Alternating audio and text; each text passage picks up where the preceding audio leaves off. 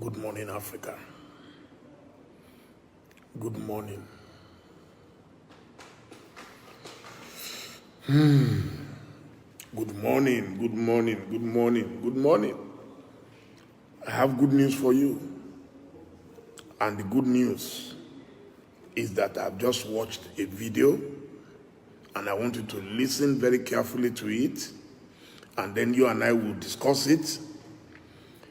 It is the press conference addressed by Pastor Itwa Igodalo, my very good friend and brother. He said it all, he summarized it all. He summarized everything. So I want you to listen to it. I'm going to play it for you in a moment. I'm going to play you a couple of videos, and then you will see that the problem of Nigeria is not something that cannot be solved, but some people are just not ready to solve it because it tallies with their own personal agenda. I don't know how leaders can sit down, arms akimbo, and just watch a great nation perish. It's unfortunate. So, Pastor Itwa, over to you. Please listen carefully. Let me say bold, loud, and clear. The problem of insecurity in Nigeria lies on the table of Momodu Buhari. If Momodu Buhari is ready today to stop all this insecurity, he has the power, he has the ability, and he knows what to do. You can read my lips. He knows what to do. The reason why he's not doing it, I don't really understand. The reason why he's not showing enough energy and effort and direction and interest and concern in this, I really don't understand. For a person who was a general in the Nigerian army, he looks a little bit too complacent, a little bit too lackadaisical concerning this issue of insecurity. The insecurity problem starts first with a tone at the top. Aliyu Bada, I will reply you in a second. A bunch of security leaders who were disunited, quarreling amongst themselves. They couldn't agree on anything. They couldn't fight behind one common purpose. And a lot of them were just doing whatever they wanted. And the gentleman, Buhari, was looking at them. Everybody told him, these people are not united. These people are not working together. These people have different agendas. And he did nothing about it. And so that can't work. It can't continue. Now we have a new set of security leaders. Let us hope that these ones can come together and face this problem. You know, how can you capture 257 girls and we don't know where they are? It's not possible in this day and age with technology and everything. Do you know the amount of effort it takes to move 250 people across a certain place and nobody saw them and you can't find them and they disappear? And they say this girl Leah Sharibu, she's captured, she's having babies every year and you can't find her. What does that mean? What nonsense is that? And you are telling us that she had baby. Who made that announcement that she had baby? Where's the person? Why don't you bring him and say, where's the baby that she saw? And where's the girl? And we can't find her. And we cross our hands and we are looking. If Leah Sharibu was my daughter, I would go to wherever she is and go and pick her out and look for her. But we're looking because you see, we're not really serious about these things. People come into a village, they rape the village, 20 of them, they carry the women, they carry the children, and we cannot find them. Who does that in this day and age? It doesn't happen. A man comes, they pick up a man, they take him into a forest, they cut his head, 8 of them, they are speaking, they are videoing it, we're seeing them, and not one person said, where are we going to look for these people? There was no call for these people. They videoed it and they sent it to us and we saw it and nobody did anything. I mean, how can that happen? How can that happen? And all these headsmen that are in the forest, all these kidnappers, the police know them. The police know where to find them. But nobody is engaging. Nobody is trying. It's a business. It's a business. People are making money from this thing. People are selling arms to these people. People are making money from security votes. People are making money from the pain and the death of innocent people. And that's why this problem is not being solved. And somehow we are looking away. Hello. Hope you enjoyed. Okay. Before I talk about Pastor Itwa's broadcast, I want to respond to one Aliyu on Instagram. Aliyu, Aliyu, how many times did I call your name? I am not a cheap monk. If you are cheap and you think every Nigerian is jobless and they have to live on government before they survive, I am not one of them. Okay? I am happy that I'm not a minister in Buhari's government. It would have been unfortunate. Yes, it is true. If you're a minister, of course, you can't talk. It's like working for a man. If you want to talk, then you resign. So don't come here and try to blackmail everybody. So anybody who complains about Buhari is because they didn't make him a minister. When for the life I live today, no minister lives it. Quote me on it. I have my freedom. I live wherever I want. I go wherever I want. I say whatever I want. I'm not a dullard like you. What's wrong with you? Are you proud of the Nigeria of today? Can you sleep in your village? Tell me where your village is and tell me the last time you slept there. Tell me the job you do and what you have ever contributed to Nigeria apart from being a parasite. You come here, you think you can insult me? Aliyu, please get off my page. People are dying. You are coming here to talk about ministerial appointment. What has that got to do with anything? Because all of you go into government to go and steal. I'll be 61 in 2 weeks' time. I've never lived on government. I've never been in government. What more do I want in life? You think ministerial appointment is the problem of everybody? Those of you who cannot survive outside government, that's your business. That's none of my business. No, it's my business to talk to him. We need to let people know that the country belongs to all of us and we can talk. I criticize Jonathan. So why can't I criticize Buhari? Because he is God? We supported him with our sweat, with our hard-earned money, and if he's disgracing us, we have a right to react. We supported him. And I apologize again and again. I apologize publicly that I ever made such a mistake in my life. But we want our people in 2019 not to repeat the same mistake. People are dying. People are hungry. People are jobless. All you people do is, because somebody is from your area, you have the same ethnic background, so nobody should talk to him, nobody should touch him because he's egg. Buhari is the president of Nigeria, but Buhari is a public servant. He does not own Nigeria. He does not own Nigeria. Nigerians pay him. They pay his hospital bills. They pay everything. Anybody who does not want to be talked about should not go to government.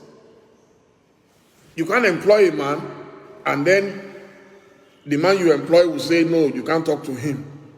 You can't query him. Whatever he does is final. I wonder what's wrong with Nigerians. So it was good for us to criticize Jonathan, but it is no longer good to speak about Buhari. The country has virtually collapsed on its head. They are telling us we can't talk. Because of what? If Buhari sits in front of me, I will repeat it and tell him to his face that you have failed. What have I said that his own wife has not said about his government? That Nigeria has been taken over by bad people. Am I the one saying that? Is that not his wife? When tomorrow comes, Buhari will say, oh, he didn't know. So that's why we're telling him.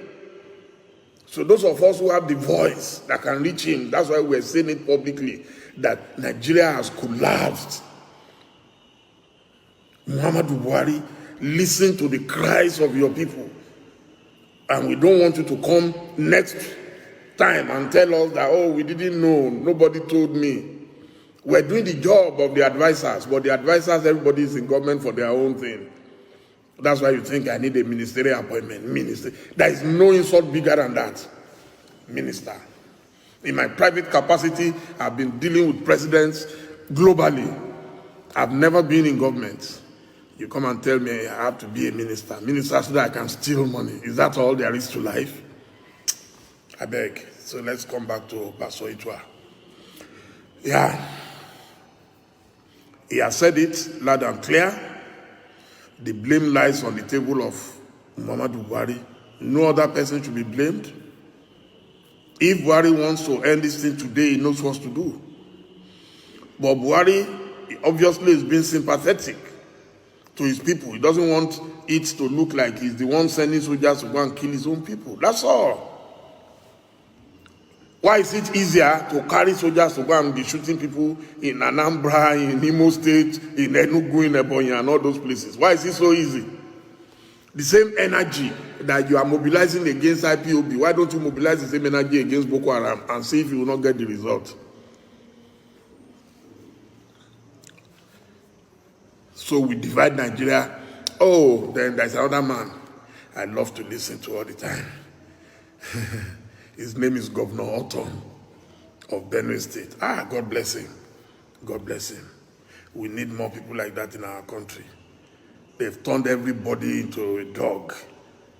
All you can do is bark. You can't, they don't talk. People must talk. Anybody who loves his country must talk. We're all Nigerians. Don't let anybody bully you that you can't talk. Why can't you talk? Those of us who are talking, we're the ones who love the country. We're the ones who don't want the country to be destroyed. You can't hear me on Instagram. Please let me know. Can you hear me on Instagram?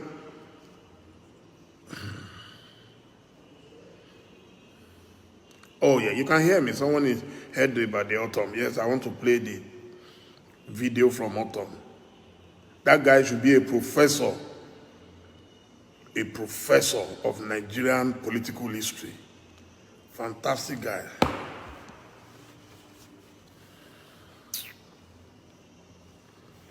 If you are proud of the way Nigeria is now, raise up your hand and pray that your life should be like that. That it is not about all this noise in this country. It is about taking over the land. And I will read this so that you appreciate what I'm talking about and you appreciate my pains. This is a summary of deliberation by Fulani Nationality Movement, January 13th, 2018 to 14th January 2018. That was when they had this meeting in Kano. And they issued this press statement. Listen to it very well.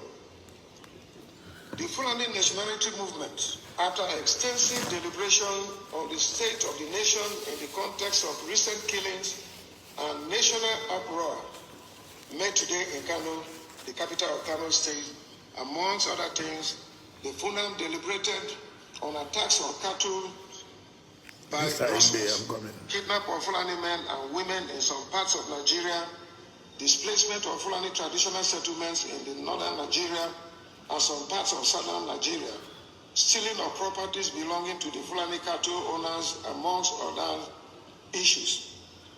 The group also deliberated on the political situation in Nigeria occasioned by the irresponsible calls for restructuring of Nigeria, and historic and vicious attack on Fulani people by southern nationalities and their cohorts in the Middle Belt. The plot to ensure Fulani are pushed out to backbench in the power equation in Nigeria, and above all, the vicious campaign against the God-ordained place of Fulani as a leading star guard in Nigeria. And after extensive deliberation, we hereby make the following declaration. Listen very well. A. The killings in Benue State of the thief is well deserved. It was a revenge attack on series of onslaught on the Fulani, which most Herodios on November 17, 2017, and when 30 Fulani men and women were killed in Nasarawa State. We noticed the recalcitrant culture of the chief people as demonstrated even in the 1804 jihad, when they obstructed our ordained conquest of Nigeria. B, we condemn the media propaganda again to wage war against the Fulani and supported by Yoruba, Igbo, and their bigotry allies in the Middle Belt. That we are aware of plots by minority ethnic groups in the Middle Belt to attack Fulani settlements. D, that we have asked all Fulani across West Africa to raise money and arms to prosecute the oncoming war. We call on all Fulanis to prepare for this holy war. There is no going back. All over the world, Nigeria is the only country given to Fulani by God.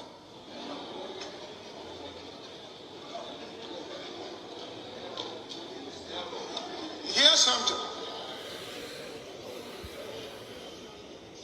This was a press conference held in Kano. And this is a copy. It is before the media, it's on social media. E, we oppose anti-grazing laws which obstruct the ability of Fulani to move freely and stay anywhere in Nigeria. The Fulani, if not for the British, would have actually conquered the entire Nigeria which God has ordained as our dominion. That the cattle colony is the only solution to the crisis. You remember when the federal government brought the issue of cattle colony and Ruga, which we resisted here in Benue State. Whether the federal government or state government accept it or not, we must ask all Fulani herdsmen all over West Africa to move to Nigeria to penetrate every corner for the upcoming jihad. You see the reason? We have asked them to be armed, since it seems it is the only language that Nigerians understand. The Nigerian government has failed to protect us. So you see the narrative. We want those who oppose Fulani cattle trade to be cautious of the consequences. Okay. We are I think he has told us enough. Let me make these clarifications. As a 60-plus-year-old man, I've always been a proud African, a proud Nigerian. I have friends across Nigeria. I love every Nigerian, including those who hate us. My religion does not allow me to hate anybody. I'm a Christian. And I love my neighbors as myself. I have nothing against any Fulani man, any thief man, any South man, any Yoruba man, any Igbo man.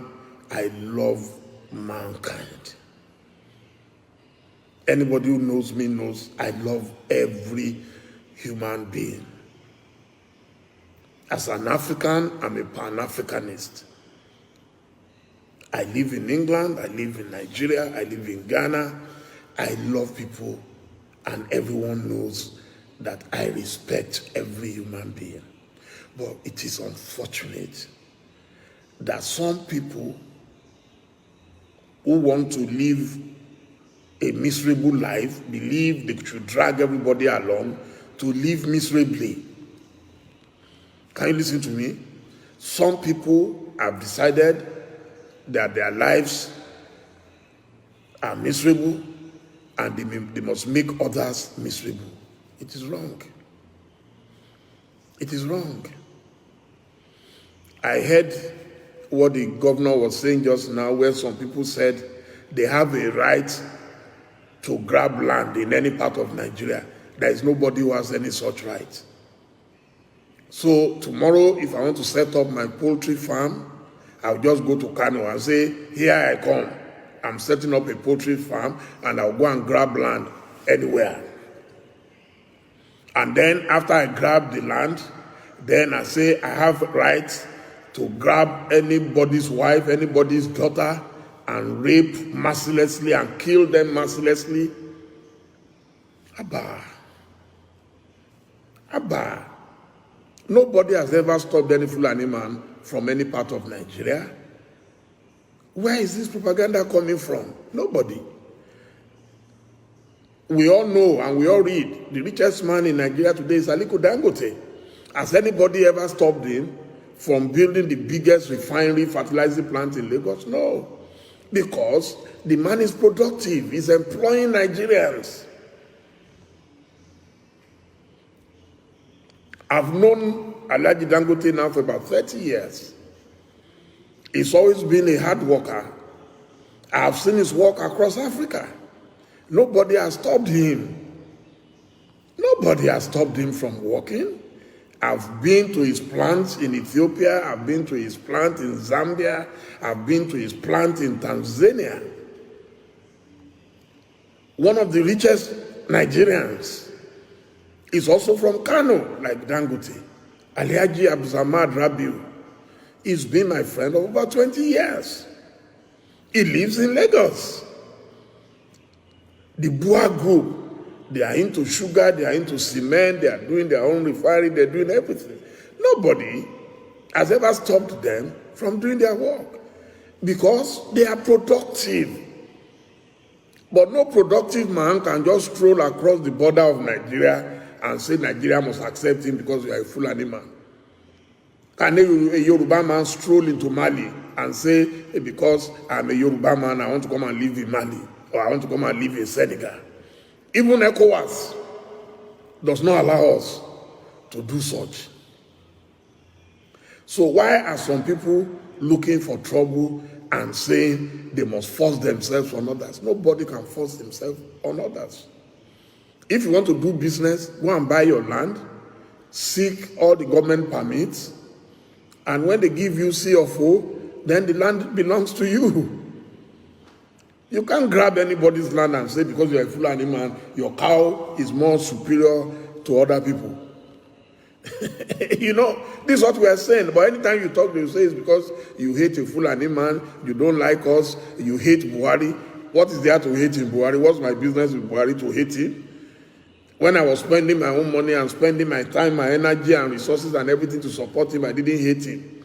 Till today, despite my vehement disagreement with his policies, it's nothing personal.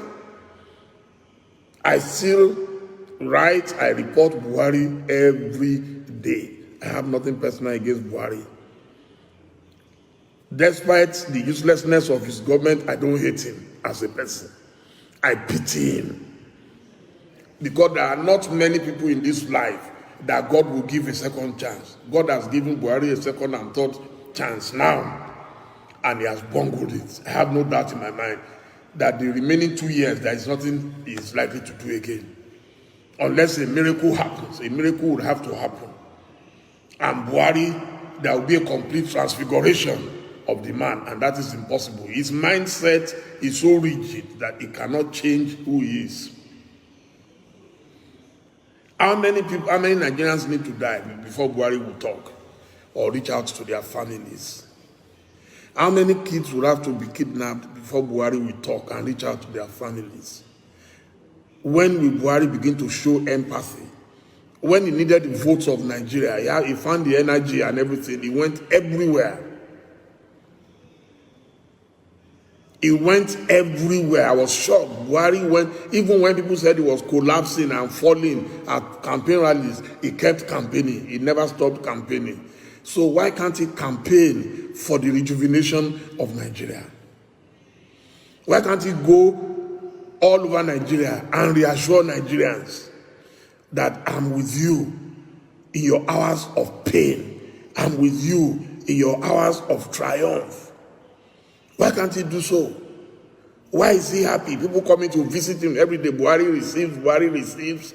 We didn't vote for an emperor. We voted for a leader that we believe will lead Nigeria in peacetime and in wartime. He went everywhere to campaign.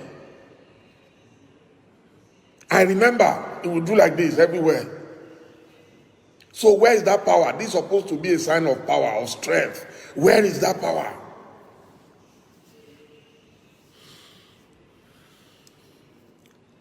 People know where these bandits are. I've seen Shehu Gumi go in the bush to go and negotiate with bandits openly, with journalists, with cameras, with security people watching. They saw them going inside the bush.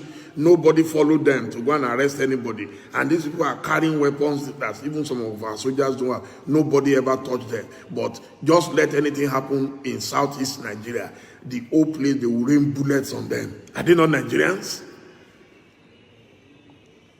If you don't protect the people and they decide to protect themselves, like ESN decided to do, how can you blame them? If you protected them, would ESN be necessary?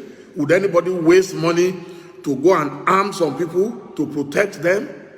But if you have failed, you cannot tell people not to go into self-defense. We lack shame. If you don't protect a man, you are telling the man he should just sit down there and let people come into his house and rape his wife in his presence. What manner of government does that? No, yes, I agree with you, Prince Mike. I agree with you that Buhari is not likely to change. I don't see him changing unless a miracle happens, unless the foreign powers, because it seems our leaders, the only people they listen to, the day the foreign powers decide that they are interested in Nigeria, you will see that a lot of things will begin to happen. Once the interest, the business interests of the foreign powers get seriously threatened in Nigeria, you will see them react. Then they will call their man Buhari, and you will see Buhari will answer them. We're the ones our leaders don't respect. They don't respect us. They have no respect for us at home. But when it comes to foreigners, yes.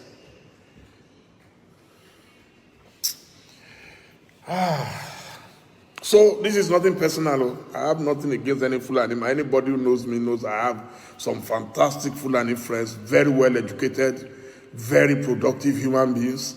But if Fulanis now decide that they want to reduce everything to cows, then that would be unfortunate. And the Fulani elites have refused to talk.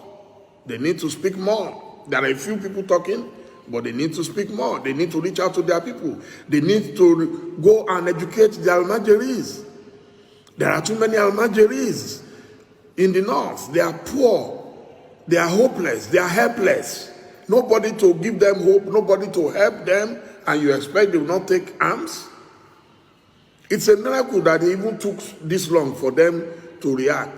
So sometimes when we talk about banditry, and if you see the sort of indignity that these kids suffer, the pain in their eyes as you drive through the streets of Kano, you'll be shocked that this did not even start much earlier.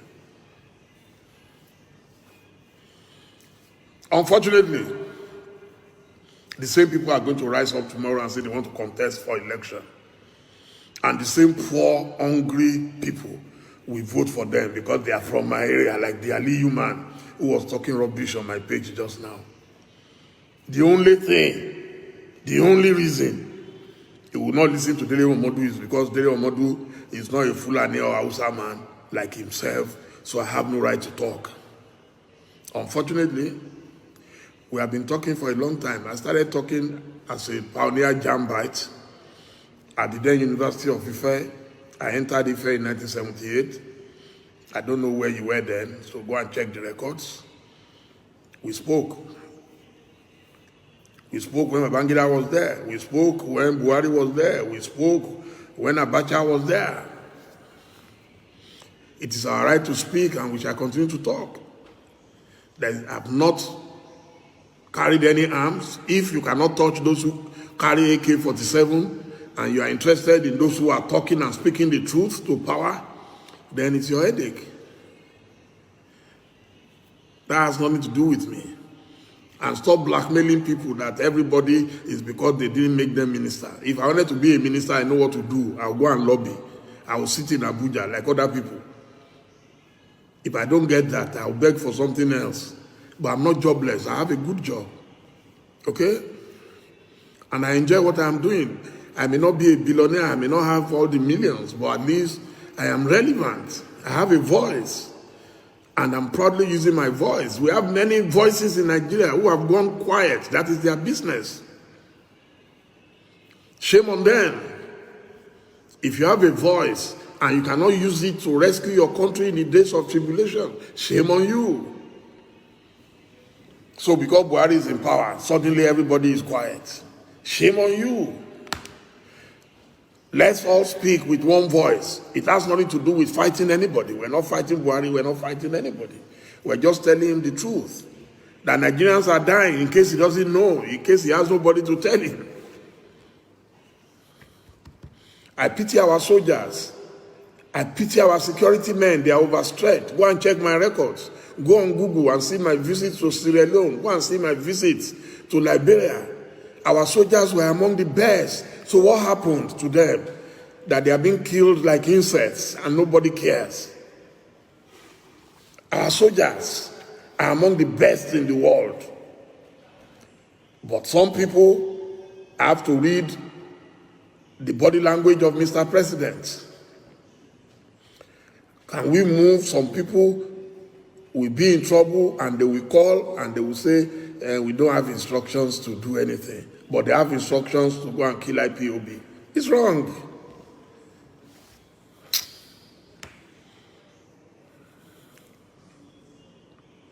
The job of a president is to govern everybody equally. Every soul in Nigeria is important. Whether you are Igbo, you are Yoruba, you are Hausa, you are Fulani, every Nigerian is important. And let me assure you, history has taught me that no country can live perpetually in stupidity. History has taught me that no leader can live forever, whether you like it or not. In 1998, I woke up in London. I was in exile. I woke up and people started calling me. They said, Abacha died. I said, it's not possible. How can Abacha die? Then Chief Olusegun Oshoba called me and said, Dele, have you heard? I said, Chief, don't join them in this rumor, sir. Abacha cannot die. Abacha was gone.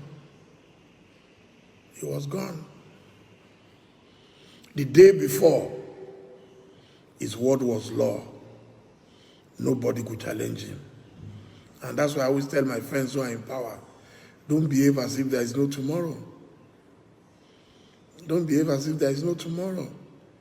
Why don't you do what is right today for the sake of your children? Abacha is gone, but the children are here. Very fine children he left behind. I know a few of them, one-on-one. Gumsu, Zainab, Rekia, Mohammed. You know, these are very fine people. So if people remember that my children are going to be left behind, won't you try and do the right things? How can any leader not talk to people? Thousands of people have died. And all we see is my friend Shehu Gaba Shehu will come out and address the people. We didn't vote for him. We voted for a president.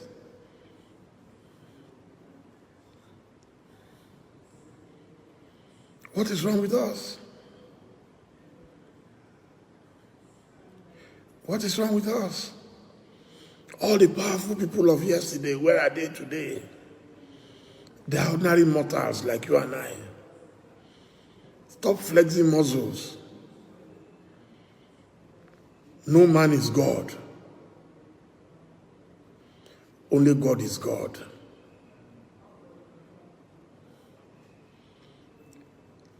Nigeria is doomed.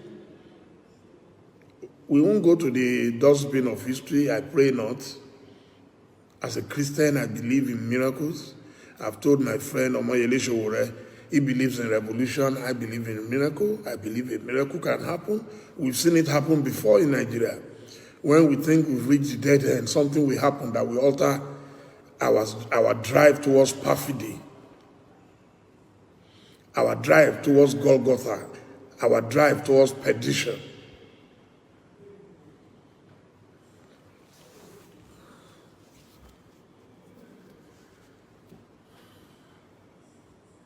Nigeria is among the best in the world, whether you like it or not. I'm not going to argue with you, Kaka. That's my opinion. I've traveled to over 60 countries and territories in the world, on 5 continents. There is nowhere I've been that Nigerians are not doing great, except in Nigeria, where nothing is done on merit. It's about who you know, not what you know. Nigerians are great everywhere. I've been at universities in Harvard, in Oxford, in Chicago, everywhere. I've met Nigerians doing great things. Some of the greatest scholars on earth are Nigerians. One of the people who designed the Pfizer vaccine, okay, is a Nigerian, is an Igbo man. Okay? I've met Professor Philip Emegwali one-on-one personally. I hosted him in my house in London. We both got awards alongside our brother, Mr. Cosmos Maduka of Costaris. 3 of us were given, the Eagle Award in London, same day, nearly 20 years ago. So I know what I'm talking about. Nigerians are great. Remove our leaders. So our leaders cannot define us. We should define our leadership. This is my church today. Church is where you can reach out to fellow human beings. Okay? This is my church today, and I'm preaching to you from my church in my house. I don't care whether Buhari has a hidden agenda or not. It will not work. Not in Nigeria. It won't work. You should go and learn from other leaders who tried it. It will never work. It will never fly. All the army, if you like, they can convert all the army in Nigeria to one army that they can control. It will never work. That one, I'm telling you that it won't work. Nigerians are too sophisticated. We may look stupid and squeamish and timid. Trust me, Nigerians are brilliant. Do you know how many Nigerians are in the cabinet of Joe Biden, the president of the United States of America right now? That tells you how great Nigerians are. Nigerians are controlling the world, and we're going to rule the world. That's the wish of God for us. It's not the wish of man or any dictator. Nobody can stop our movement to greatness. Nobody. It doesn't matter whether it becomes Yoruba nation, it becomes Igbo nation, whatever nation it becomes. I want to tell you that the country called Nigeria today, and Nigerians, whether you are Fulani, you are Hausa, we are great people. But those who want illiterates to continue to dominate us, that's their business. One of the biggest problems is ignorance. Where you have ignorance and mass poverty combined, it's a deadly combination. It's a deadly combination. So we need to get serious and know that never again shall we allow conservative elements dominate us. And we have them everywhere. It's not just in Fulani land. We have them in Yoruba land. We have them in Igbo land. We have them in Ijaw land. There are oppressors everywhere. It is for us now and henceforth to make up our minds that never again are we going to allow such nonsense.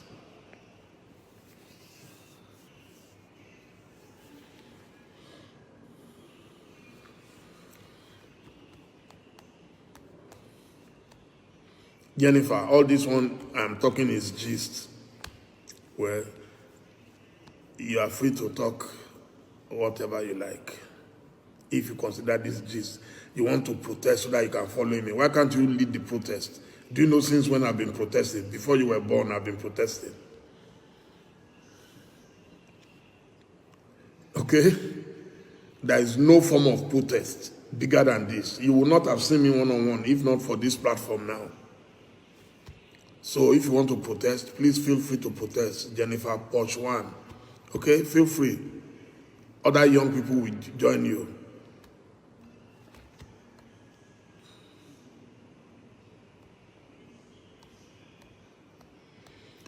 Thank you, Mr. Ikechukwu. Thank you so much.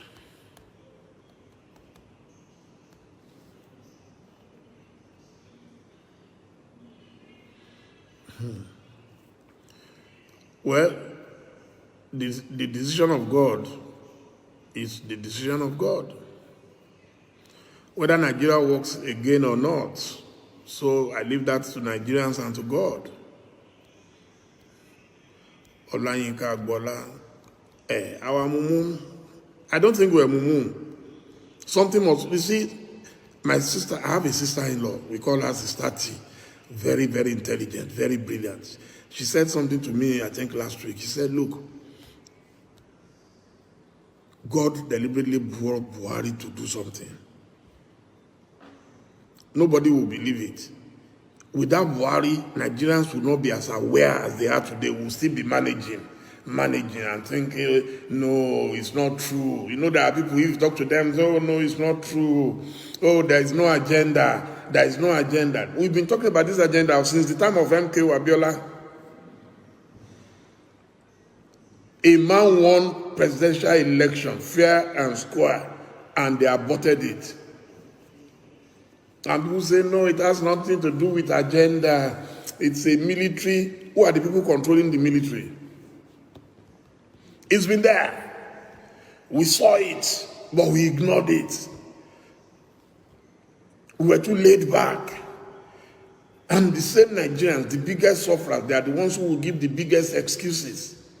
No, it's not true. No, you people say,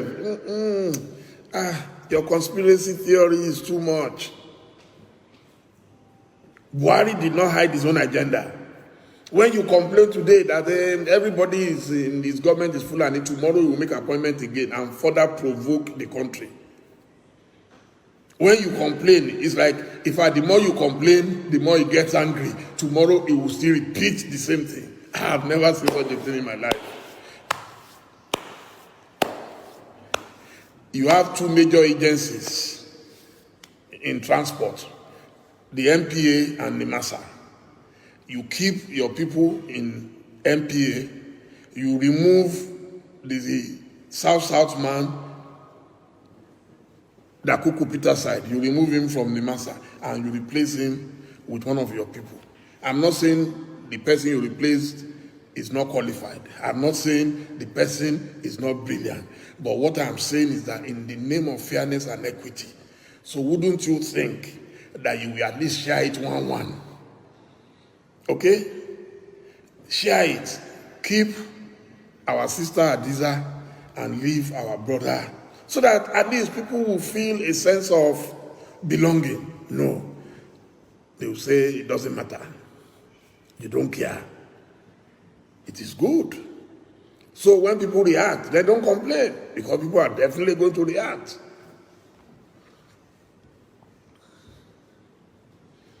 People are going to react. There is no way. One thing I know Buhari cannot succeed in doing is to stop Nigerians from talking.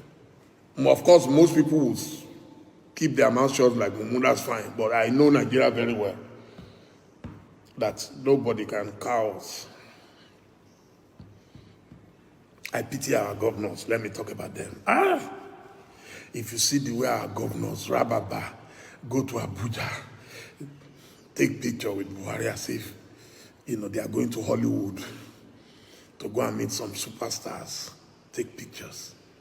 They bring some files. They'll bring files. I saw Opu Zodima the other day who carry files. They are discussing with Buhari. What are you discussing? Your people are dying. And then you are boasting. You are the one who sent soldiers after IPOB. Are they not citizens of your state? If you protected your people, if your people are happy, will IPOB gain upper hand? IPOB is relevant because majority of the people are angry. They are unhappy. They can see lack of performance. They can see lack of progress.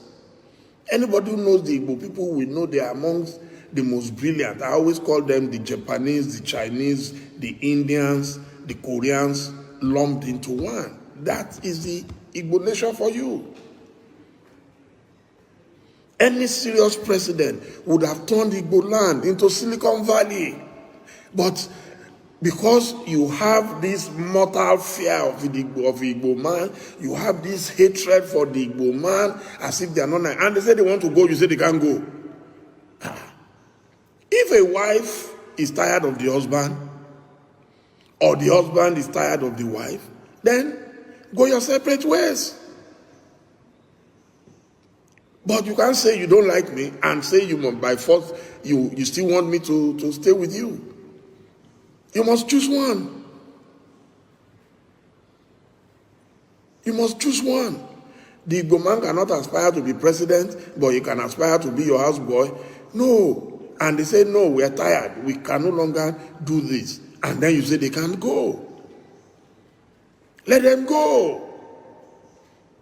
And then if you want a country of your own where nobody can challenge you, then form a Fulani nation. Nobody will stop it. You have the power, you have the military, you have everything already. You control the central bank, you can pack everything and take. Nobody will go against it. We are not going, if the Fulani say they are going to do, I'm sure most Nigerians will support it. Nobody is going to stop it. So why are the Fulanis then saying others cannot go? So the solution is, if you don't want people to leave Nigeria, then treat them like Nigerians. Treat them like Nigerians. Treat them with love. Cuddle them with affection. You want your child, your baby not to cry. You must hug the baby. You must dance with the baby. You must give your baby lollipop. It's easy. It should be easy for anybody to live together in peace or to disintegrate in pieces. It should be very easy.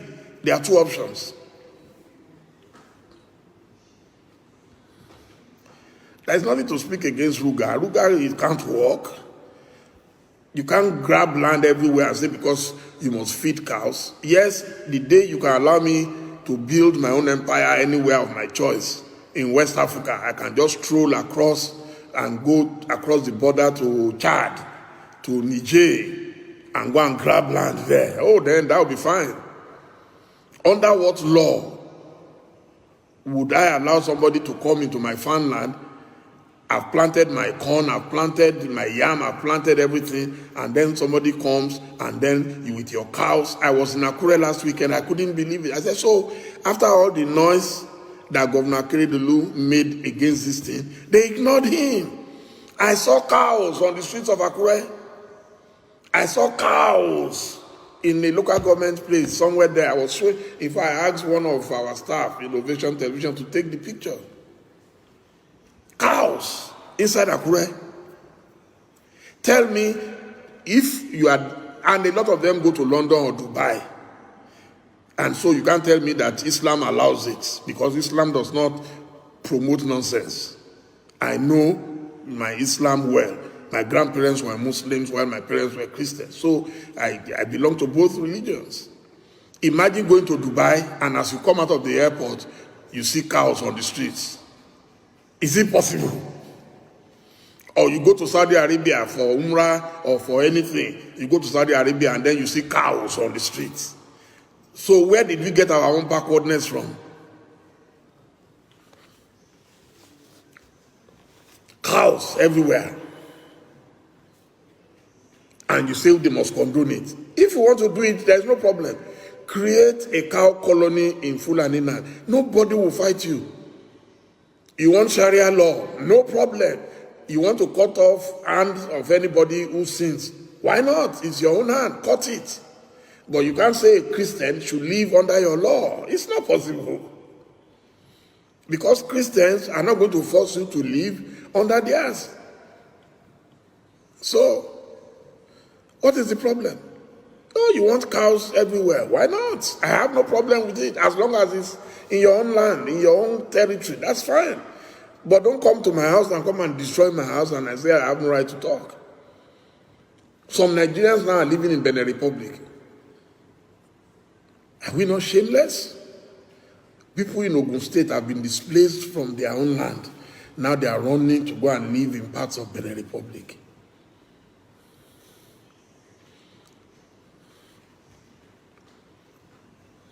If we talk, they say, no, it's their right. We must allow cows to feed. If you can feed cows on the streets of Saudi Arabia, go and feed cows on the streets of Dubai, where you all love to go. Go and feed cows anywhere. Even in Senegal, I have not seen cows on the street.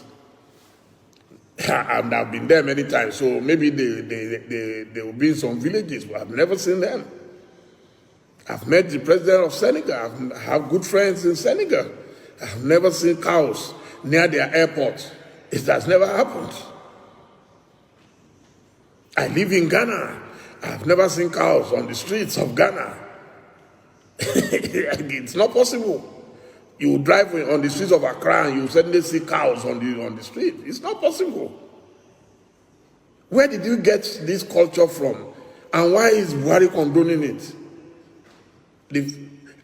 Would Buhari go carry his own cows to go on the streets? So why are you allowing some people, if they say that's how they've been doing it for 1,000 years, so must we continue to do the same madness for another 1,000 years?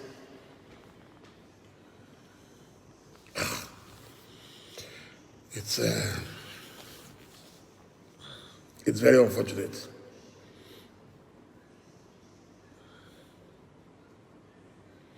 Somebody said some retired people are the owners of the car. It doesn't matter who owns the car. I don't care whether they are owned by Nigerian Yoruba generals or, you see, people carry too many rumors, which mention the Yoruba generals who own them, and we call them out. We call them out. It doesn't matter who owns them, whether they are our kings or they are our chiefs. Mention their names, the people you know who own cows in Yoruba land or in Igbo land, who will now tell us that we must allow cows to go and be destroying people's houses. Only last night, somebody that we know very well was kidnapped from a farm in Ogun State. This is a hard-working woman. Just yesterday was displaced. I will get the details now. I need to find out even if they've made contact with the kidnappers.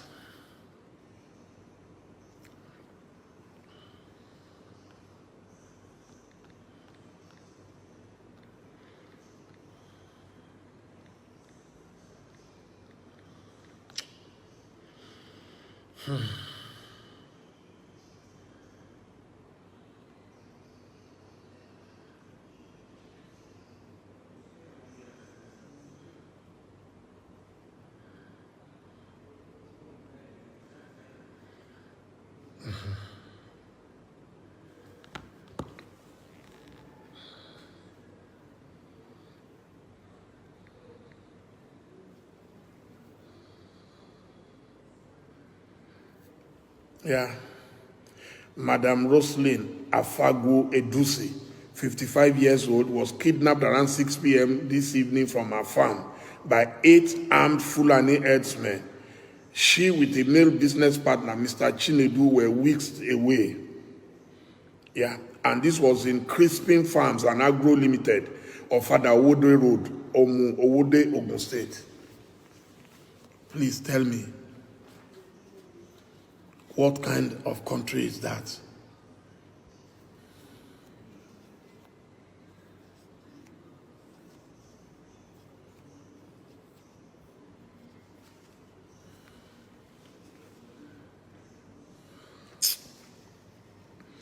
It is very sad.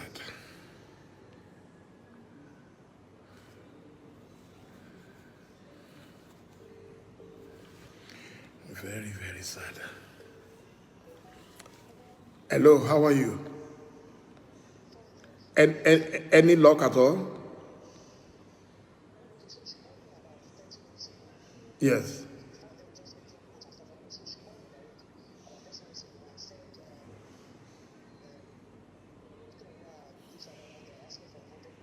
$100 million.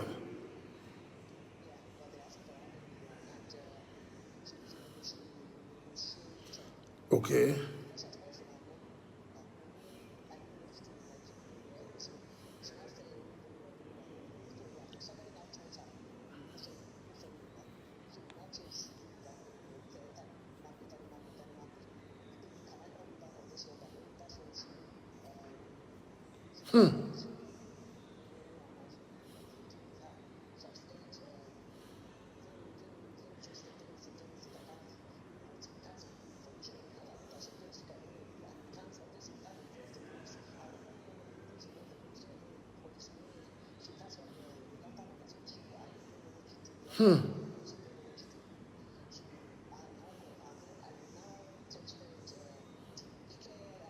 Yes.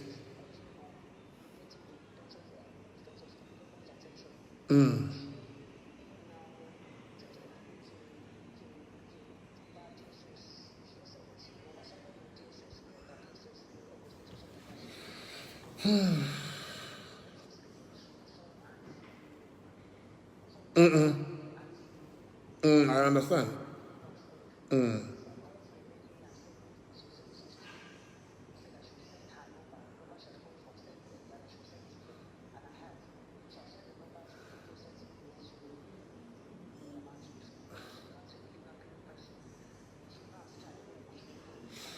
Okay.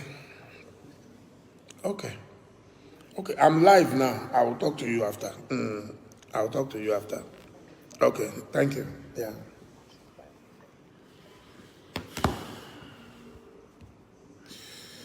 So unfortunate.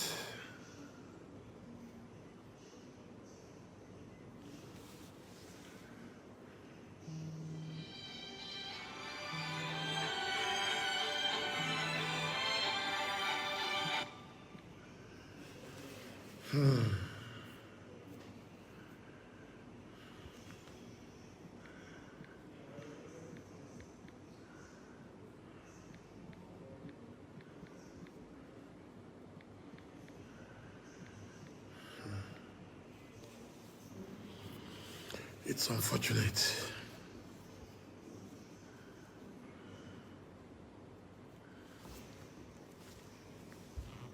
It's unfortunate. It's unfortunate.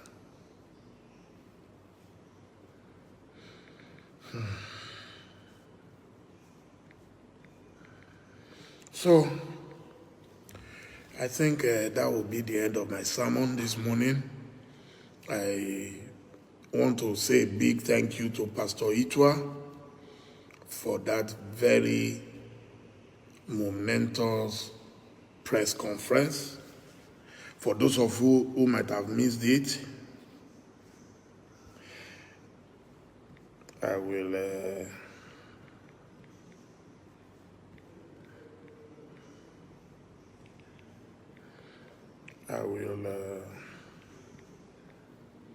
I will play the tape again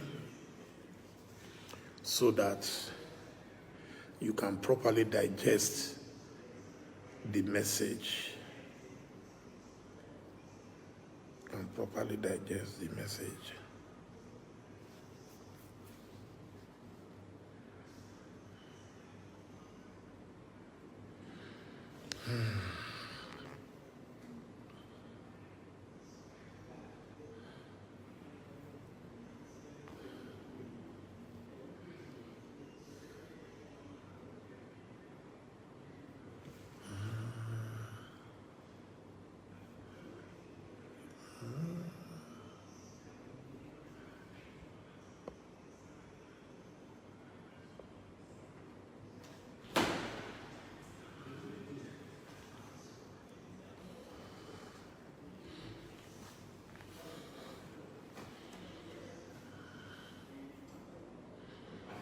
Michael, please arrange some coffee for me.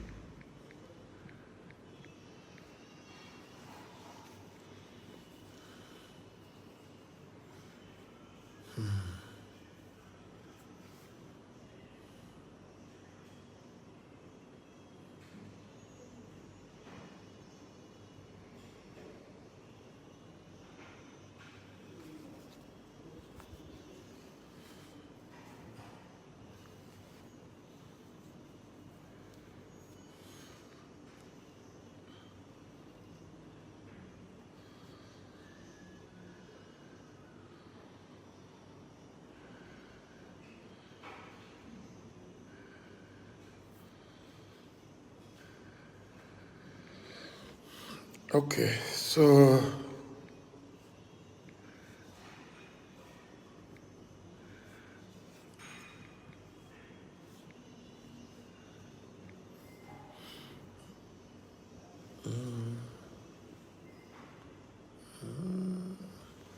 okay, let's listen now to Pastor Itua, please.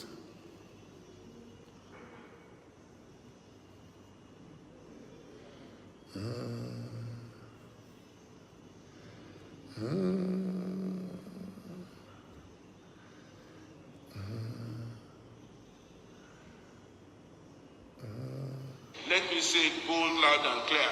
The problem of insecurity in Nigeria lies on the table of Momodu Buhari.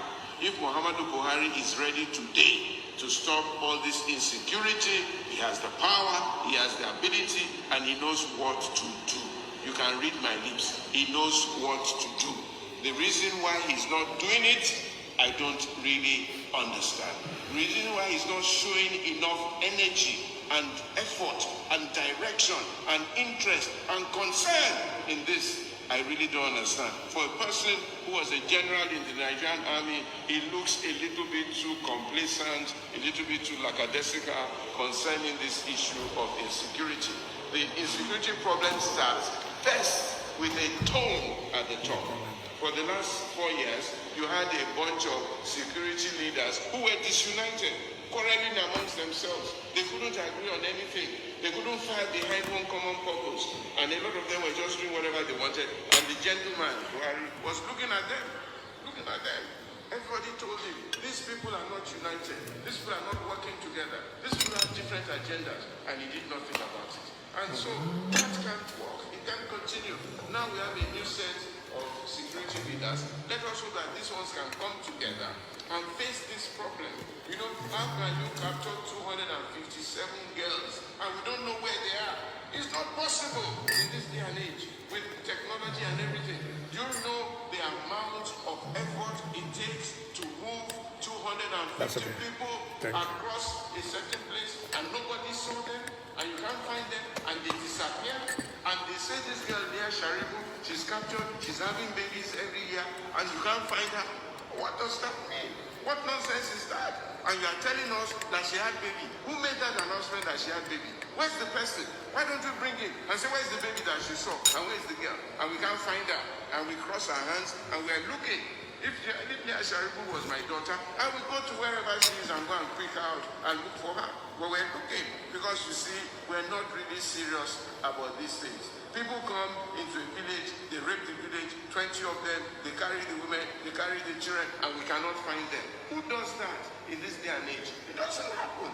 A man comes, they pick up a man, they take him into a forest, they cut his head, 8 of them, they are speaking, they are videoing it, we're seeing them, and not one person said, where are we going to look for these people? There was no call for these people. They videoed it and they sent it to us and we saw it and nobody did anything.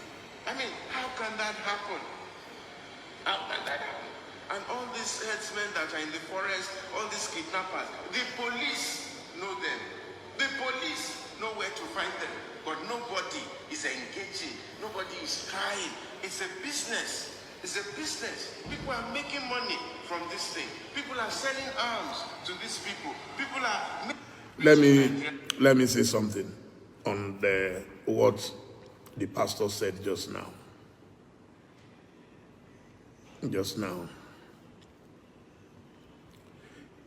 To steal 300 people, theoretically, we need minimum 6 big luxurious buses, 50-seater capacity buses, 6 of them. If there are 25 seaters, it means you're going to need maybe about, what am I saying? 12. Every 100 you need 4 buses. So 4 times 3, so you will need 12 buses. And then the kidnappers themselves must also have extra vehicles with their weapons. So you are going to need a convoy of about 10 people. Are you telling me that you will have 12 to 15 buses in a bush and the satellite will not be able to pick them out. It's true. We're not ready. We're not ready. So let's forget it. You were disappointed in me for supporting an illiterate. That's fine. I've apologized repeatedly, but there's nothing more I can do. I was scammed once, but I wasn't scammed twice, so that's fine.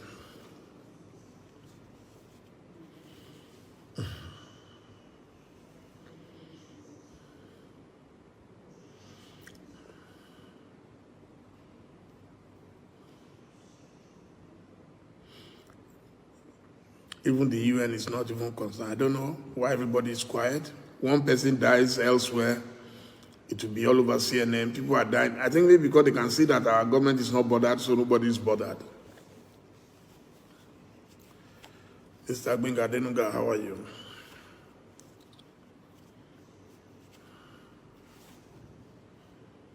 It's unfortunate. Nobody is bigger than Nigeria, not Buhari, not anybody. But if your leaders treat him like he's their God, so I won't blame him if he acts like their God. I've met the man. He's a simple man. Met him a couple of times. So I'm always wondering why they're all shaking like jelly.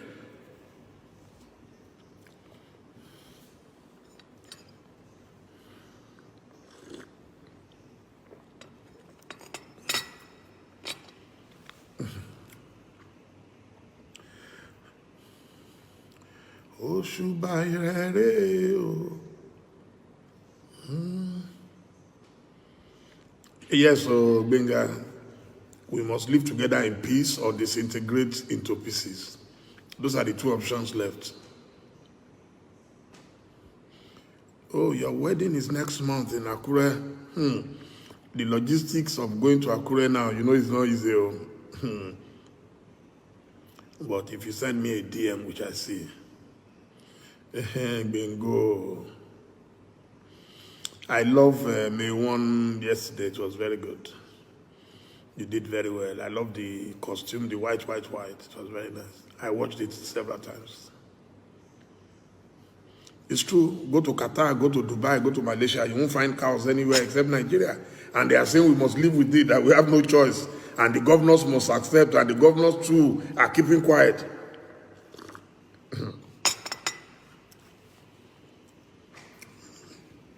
Those who think Nigeria will continue to live in backwardness, they are dreamers. Dreamers. Yeah, it's all about leadership. If tomorrow Buhari says no cow should be seen on the street, there will not be a single cow on the street. I know that for a fact. Have you not noticed that most times when Buhari travels abroad, there is calm at home? God, they know there will be nobody to protect the nonsense they do, so everybody keeps calm. And Oshibajo is able to do his job very well. Very meticulous man, very technical, No human being is perfect, but you can see that he doesn't get himself distracted. He doesn't get himself into all those politics of cows, So, but I don't know.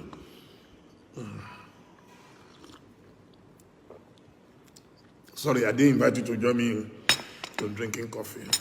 I'm a coffee addict. My friends on Facebook, if I tell you how much I love you, you won't believe it. I love you. A standing ovation for my friends on Facebook. Right now, we have 1,200 watching at once.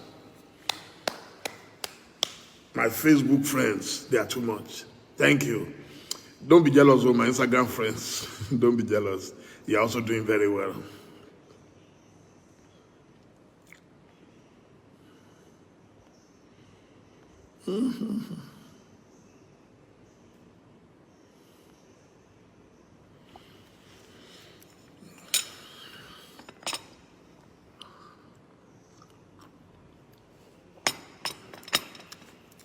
Okafor.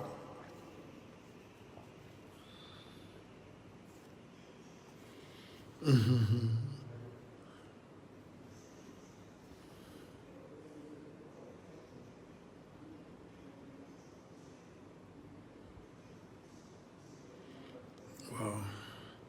I'm reading the comments. My friends on Facebook are so consistent. They are so patient.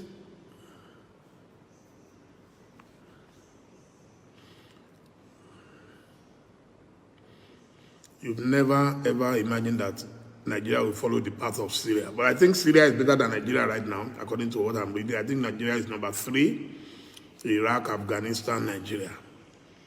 In fact, even Somalia, that I used to think was the worst, is better now in terms of terrorism.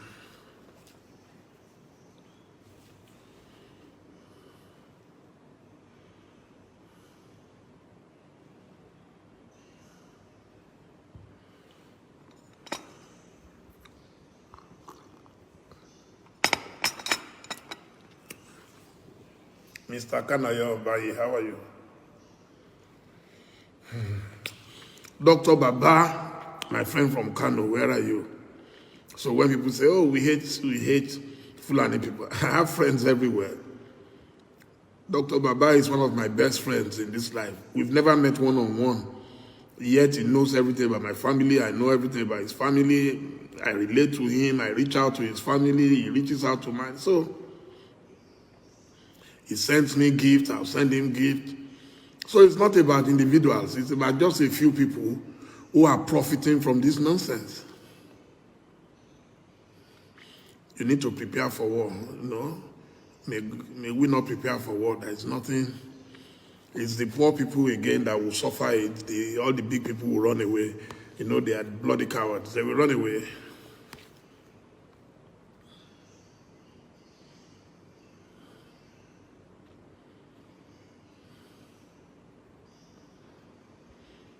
We have a God who never fails. We have a God who never fails. We have a God who never fails. Who never fails. Jesus never fails forevermore. Amen. I don't drink decaf coffee. I drink coffee. If you want to drink, drink. What is decaf again?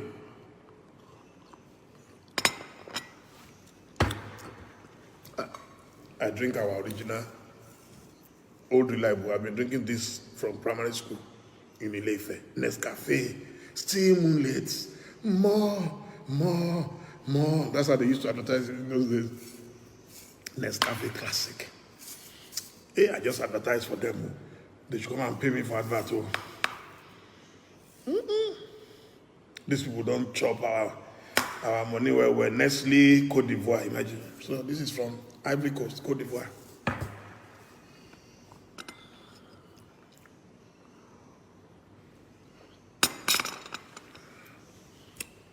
In those days, we would drink Bonvita, drink coffee, drink Milo, big, Milo.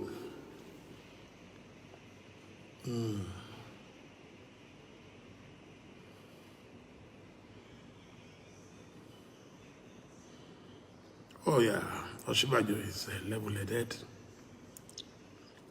but he's been frustrated, black and blue.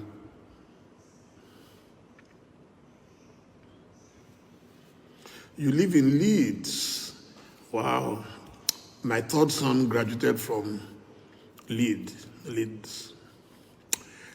University. Professor Wole Soyinka also schooled at Leeds University.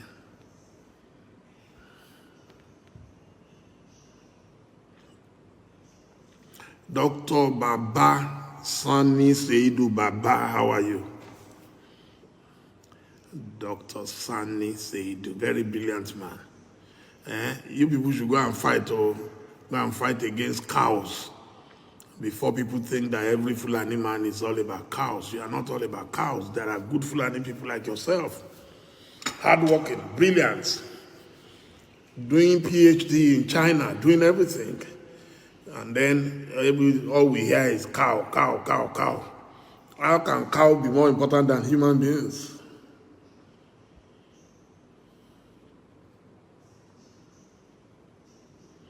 Oh, Sadalulu, you like Nescafe. It's very original. Excuse me, you know these days there are too many different coffees. Over-processed. This one still has the original taste. Olúwa, ẹ tóbi o.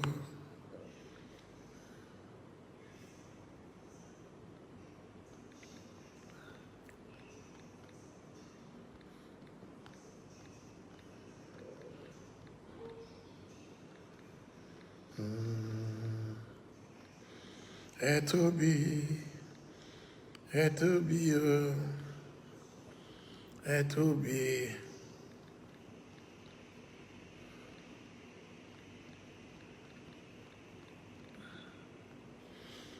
Kò sẹ́ni tá lè fi ṣàkàwé rẹ̀ o. Ẹ tóbi. Kò mà sẹ́ni tá lè fi ṣàkàwé rẹ̀ o. Ẹ tóbi Olúwa o. Ta la bá fi ọ́ wé, ta ló lè bá ọ dọ́gba o. Ọlọ́run tó yọ Ọlọ́run lọ, ta la bá fi ọ́ wé o. Olúwa, Olúwa wa, orúkọ rẹ̀ ti níyì tó ní gbogbo ayé.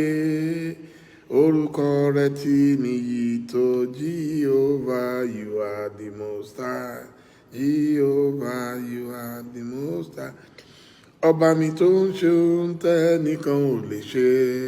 Orúkọ rẹ̀ ti níyì tó. Ọba mi tó ń ṣe ohun tẹ́nìkan ò lè ṣe. Orúkọ rẹ̀ ti níyì tó.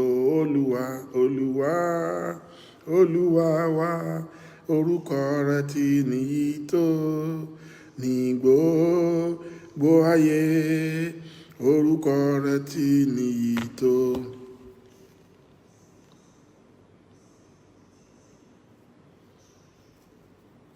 Okay, I've just seen an article by one of my favorite writers of all time out of Nigeria, Uncle Sonala Olumese. He lives in New York. It's titled Sonala Olumese, Fight for Me, Buhari Begs. Last week, the president, Major General Momodu Buhari, retired, found himself face to face with United States Secretary of State, Anthony J. Blinken. Buhari may have forgotten, but he first encountered Blinken at that time the U.S. Deputy Secretary of State, weeks after he took office in 2015. Ironically, the issues that the two men discussed last week are the very same that they covered in 2015 when Buhari was preparing for his first state visit to the U.S. Buhari told Blinken his talks with Mr. President Barack Obama will boost his efforts to overcome terrorism and that Nigeria look forward to greater U.S. support for the multinational joint task force against Boko Haram. He then moved up in the world, arriving in the U.S., where he was received like royalty at the White House by gushing President Obama. The American leader applauded Buhari's reputation for integrity and to make sure that he is bringing safety and security and peace to his country, and a very clear agenda with respect to rooting out the corruption that too often has held back the economic growth and prosperity of his country. Obama looked forward to discussing security and counterterrorism, and now it can be helpful in addressing some of the corruption issues that have held Nigeria back and unleashing the incredible talent of the Nigerian people. Following that meeting, the White House issued a readout on July 21, which said, among others, that Mr. Obama made clear that the U.S. is prepared to increase support for a holistic effort by the government of Nigeria to counter Boko Haram, one that protects human rights and brings together security and development tools to defeat Boko Haram and eliminate the factors that fuel extremism. Buhari also met with other top officials, notably the then Vice President Joe Biden, and they spoke about Vice President Biden and President Buhari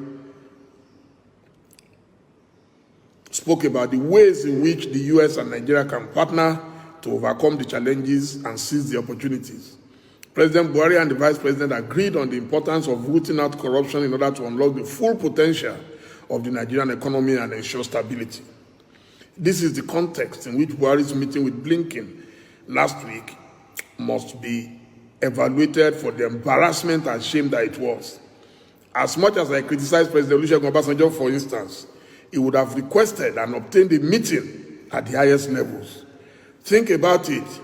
Buhari, a man who was celebrated in the White House in 2015, could not get a meeting even with Vice President Kamala Harris, let alone Mr. Biden. He could not speak with either official, even by telephone, although they had in March spoken to the leaders of Kenya and the Democratic Republic of Congo. In November, Biden had also called President Cyril Ramaphosa of South Africa. From the rooftop of Buhari Mania in Washington in 2015, Buhari had become indispensable, inconspicuous, and irrelevant because of his policies at home and abroad, including nurturing some of the problems he had claimed he would solve. And of course, Buhari sent to Washington, D.C. for 5 years a man who was so old, it was unclear he knew where he was, let alone why he was there. Last week, if Buhari loved Nigeria, he should have resigned. Indeed, it is over 3 years since I first called on him to resign.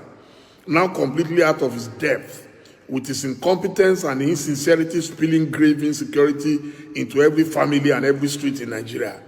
Buhari was last week begging Blinken to beg Biden to send the exact same help the US offered him directly 6 years ago.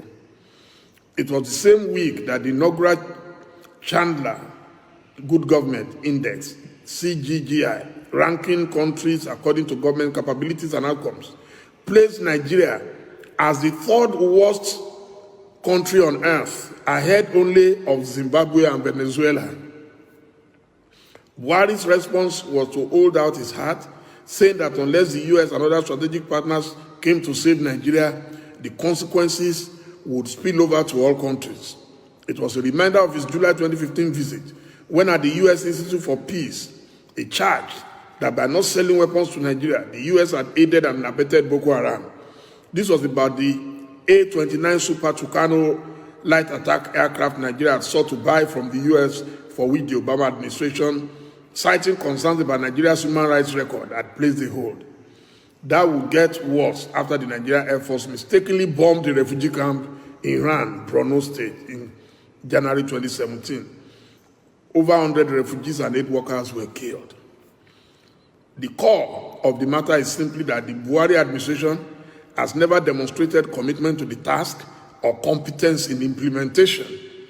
He did not read the papers he signed and never took seriously the subject of human rights. And as he nurtured corruption and nepotism at home, he somehow hoped that everyone around the world was also deceived.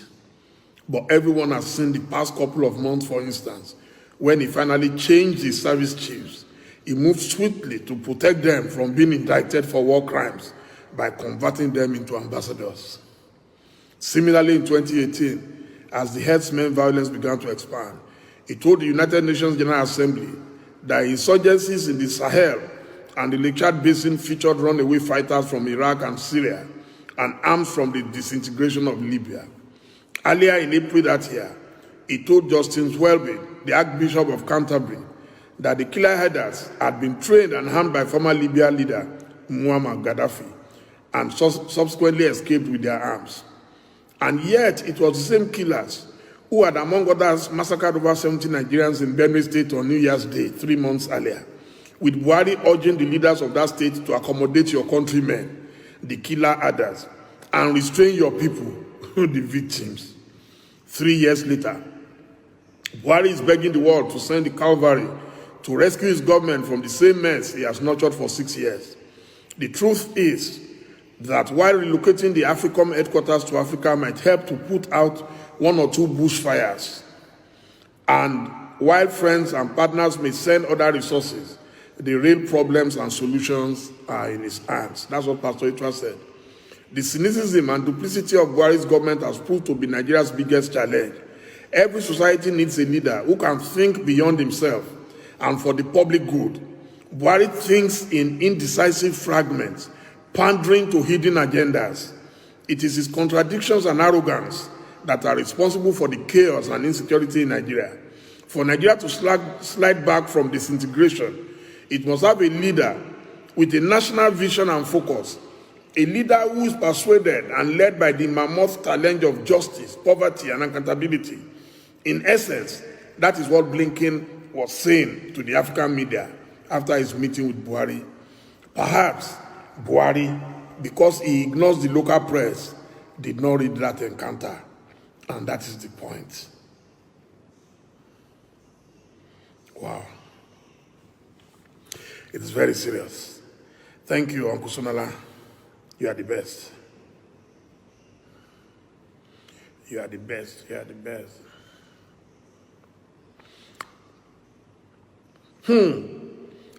Someone has just sent me what is titled the 419 quotes that tricked Nigerians in 2015. A serious government will fix power problems in 6 months. Babatunde Raji Fashola, November 12, 2014. Stone us, APC, if we do not perform after 2 years. Chief Tony Momo of blessed memory, April 3rd, 2016, The Guardian. The only way to have stable electricity is to vote out PDP. We seriously frown at President Goodluck Jonathan over the unceremonious removal of the group managing director of NNPC, Mr. Andrew Yakubu. It's time to restructure Nigeria. The present situation of things where all component units get monthly allocation from the federal government only makes the states lazy and unproductive. That's Nasiru El-Rufai in 2010. Jonathan should resign if he has no solution to the violence being unleashed on some parts of the country. Nasiru El-Rufai, 2012. The only solution to the present political uncertainty in the country is for the National Assembly to set machineries in motion for the impeachment of ailing President Umaru Musa Yar'Adua. That's Muhammad Buhari, March 10, 2010.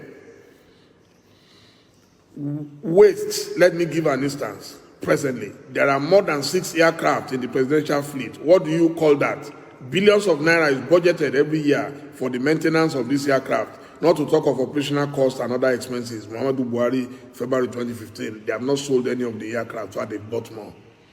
We intend to, for instance, to bring back our national carrier, the Nigerian Airways. We shall do this by bringing all the aircraft in the presidential fleet into the Nigerian Airways, and within a year increase the fleet to about 20. 6 years down the line, nothing has happened. Why do I need to embark on a foreign trip as a president with a huge crowd with public funds? Why do I need to go for a foreign medical trip if we cannot make our hospital functional? Momodu Buhari, February 2015, Nigerians in UK. Give Nigerians a daily update on the health of President Umaru Yar'Adua to stem the growing rumors surrounding his state of health. Lai Mohammed, December 12, 2009, The Nation. Amechi is not only clean, but a tool to free Nigeria from the corruption imposed on us by those who hate our nation. October 24, 2009. The recent proscription of Boko Haram and Mansaru violates the Constitution. Lai Mohammed, 2013. So things are happening. Things are happening. Things are happening.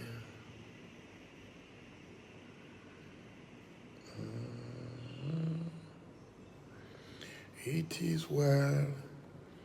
It is well. It is well. It is well.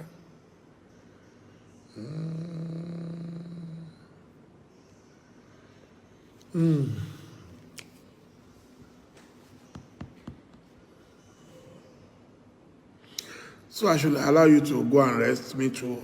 I need to go and rest. Tired. Let me go and rest.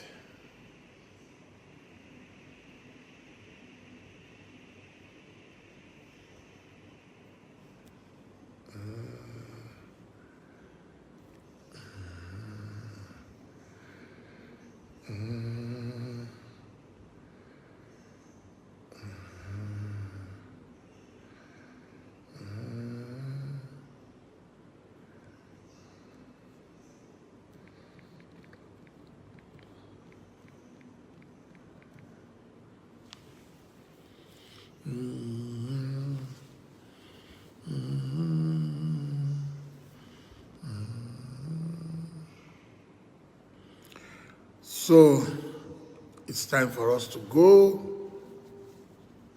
It's time for us to go. Let me go. What's the time now?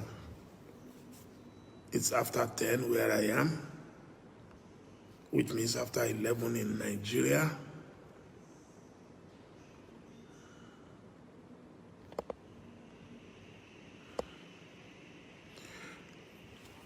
I thank you all for joining me at short notice. It's been most wonderful having this chat with you. I love you, I love you, I love you. And I know that when tomorrow comes, you will remember all our efforts and what we are doing. We're not doing it for anything. Nigeria has been good to us. We went to good schools. We had solid education. And no matter how little, we had our jobs. Today, that is no longer possible. To go to a good school is difficult. To get jobs, difficult. To sleep with your two eyes closed, very, very impossible. But we know that tough times don't last. But tough people must last. On this note, I say, have a beautiful Sunday and see you later. Bye-bye.